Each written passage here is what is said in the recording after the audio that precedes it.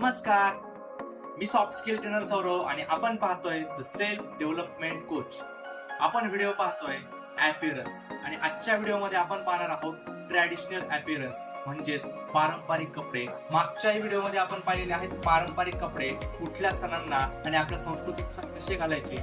आजच्या हे व्हिडिओमध्ये आपण तेच पाहणार आहे की पारंपरिक कपडे कुठे आणि कसे घालायचे. मित्रांनो, आज आहे भाऊबीज. ह्या आजच्या भाऊबीजेच्या दिवशी भावाचा आणि बहिणीचं नातं आहे. बहीण भावाला ओवाळते. अशा या भाऊबीजेच्या दिवशी आपण जर पारंपरिक कपडे घातले तर आपण खूप चांगले दिसता. आजचं जर माझा गणवेश पाहिला आपण तर आजचा माझा गणवेश एक वेगळीच काहीतरी दृष्टी सांगून जातो. कुर्ता, सलवार, वरती मोदी जॅकेट, खाली कोल्हापुरी चपला, अशा प्रकारचा हा जो काही पारंपरिक गणवेश आहे, असाच गणवेश आपण रक्षाबंधनाच्या दिवशी सुद्धा घालू शकतो.